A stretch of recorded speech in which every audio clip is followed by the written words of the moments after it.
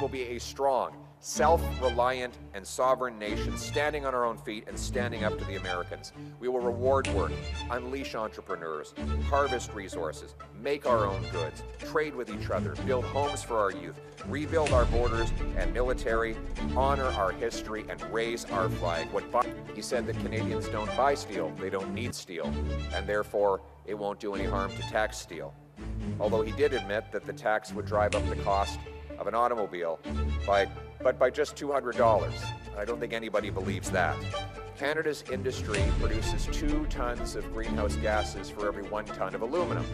China produces 12 tons of emissions for every 1 ton of aluminum, 6 times more. So every time you bring production from China back to Canada, you actually reduce emissions on a global scale. I see there's some pigeons up there giving me a round of applause or something, flapping their wings, but a little bit distracting, but still no less. If you don't laugh, you cry in this world. We have to focus on technology and not taxes. First and foremost, we have to take back control of our economy. What would my emissions target look like? I treat this as a global problem. By bringing home production from more polluting foreign jurisdictions, we reduce global emissions while growing our own paychecks. Before I begin, I want to tell the workers here that our hearts are with you. I know that this is a very difficult and stressful time. Some of you have already got layoff notices. Others are worried you might face them in the future. You're scared, you're stressed, you don't know what's going to happen. I want you to know that Canadians are with you. We will fight for your jobs, and we will make sure the supports are there in the event of layoff. We'll make sure that EI provides payment promptly to help you keep food on the table, and we will work to get you back into a paycheck as soon as possible. And I once again say to Donald Trump, why would you go after these people? These are great Canadian people. American workers, just like them, are going to lose jobs if this continuing trade war insanity goes on. There is no good reason to do this to these good people. Stop the tariffs, stop the chaos, let's solve this problem, and that will mean that workers on both sides of the border can get their lives back, and both the nations could be stronger, safer, and more secure. We will always be a sovereign, independent nation. We will never be the 51st state. We will always be proudly Canadian, and we will fight for the Canadian promise. Furthermore, they brought in a carbon tax in this law. This law is still in place, even though Mr. Carney has signed a fake executive order to hide the tax for 35 or 40 days leading up to the election. It is still in place, and it applies across the board. The tax is scheduled to go up 300% over the next 5 years, and hiding it for a few weeks will not change that. Furthermore, the full carbon tax also applies to industries. Industries like those here at Iveco. Iveco makes hot-rolled steel wire and steel billets, and these taxes drive up the cost of the entire domestic steel industry. Mr. Carney has said that he wants to expand the industrial carbon tax beyond the already eye-watering increases the government has passed into law. He specifically singled out steel in an interview he did on CTV. He said that Canadians don't buy steel, they don't need steel, and therefore it won't do any harm to tax steel. Although he did admit that the tax would drive up the cost of an automobile by just $200. I don't think anybody believes that. Remember when the Liberals told us that the earlier carbon tax wouldn't cost you anything? We learned later that that was not true. Carney's proposed shadow carbon tax will be bigger than Trudeau's carbon tax. And it's ultimately a trick. Hide the tax before the election and then bring it back bigger than ever after the election. This was a bad idea before the Trump tariffs. But now that Trump is hitting Canadian industry with a massive tariff, Carney is saying that he will impose a massive carbon tax on Canadian businesses. The combination of Trump's tariffs and Carney's carbon taxes would be a disaster for the workers behind me. Workers would lose wages, consumers would pay more. Money and jobs would leave Canada, making us even more dependent on the Americans, just like Trump wants. It reminds us of Carney's decision to move his headquarters out of Canada to the U.S. We will reward heavy industries who make products with lower emissions than the world average. For example, Canada's industry produces 2 tons of greenhouse gases for every 1 ton of aluminum. China produces 12 tons of emissions for every 1 ton of aluminum, 6 times more. So every time you bring production from China back to Canada, you actually reduce emissions on a global scale. And I see there's some pigeons up there giving me a round of applause or something, flapping their wings, but a little bit distracting, but still no less. If you don't laugh, you cry in this world. Cutting taxes on clean production will bring jobs and production home and bring global emissions down. We will do this to restore our industrial base and take back control of our economy from the Americans. It will be part of my Bring It Home tax cut on work, investment, energy, and home building. This plan will lower income tax, investment tax. We will axe the sales tax on new homes to save you up to 50 grand on the purchase of a new house. We'll lower taxes to unleash massive booms in our different sectors to bring home paychecks and productions. Our mines, factories, mills will be buzzing with work for our welders, carpenters, pipe fitters, heavy machinery operators, assembly line workers, sheet metal workers.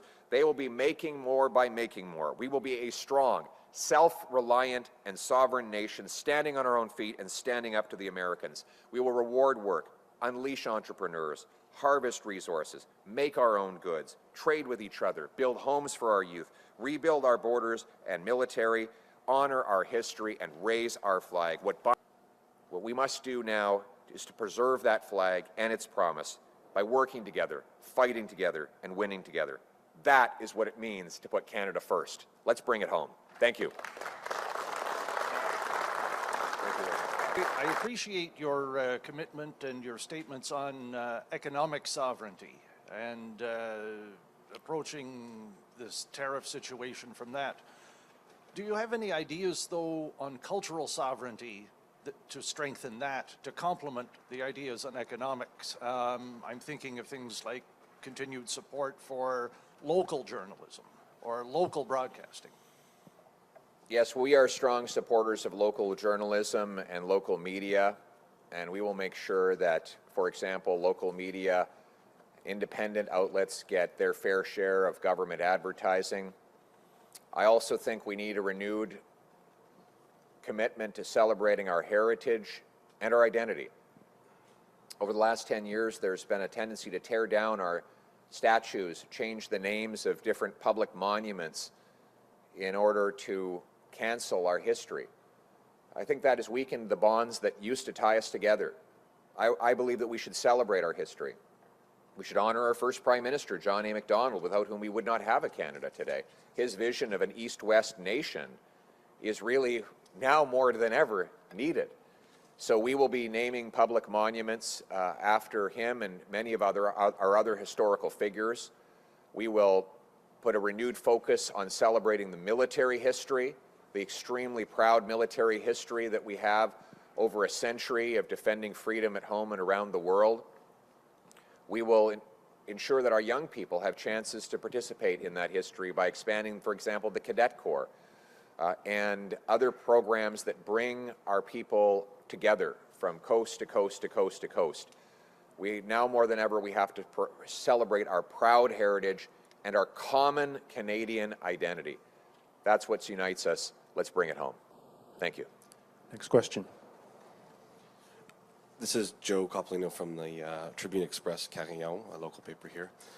Following up on James's question, you've said that you want to get rid of the local journalism initiative, which is super important for our paper ourselves, particularly in this region where we are a bilingual paper, one of the few in the country and in the province and in the country.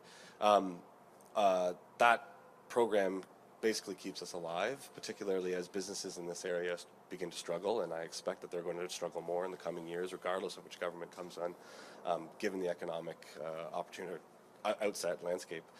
What ways will a government support local journalism outside of the Local Journalism Initiative program, which helps fund many of the journalists in this area. Thank you. Well, I have raised concerns with how the government has run that program and other media support programs.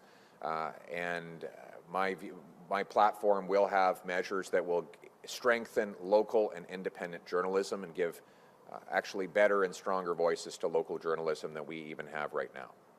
So you'll have to stay tuned for that platform. We're just getting started. There's another roughly 6 weeks, and you'll be seeing a lot more from me, and I think you'll like what you have to see about local journalism. So there were 2 parts to the question. One is about the Prime Minister holding meetings with leaders in Europe. Obviously, Prime Ministers have to meet foreign leaders in France, the United Kingdom, and all over the world. But meetings alone will not diversify our trade. We have a decade of non-stop international meetings, yet the share of our trade that goes, our exports that go to France and the UK has not budged. Why? Because we cannot get our products over the Atlantic.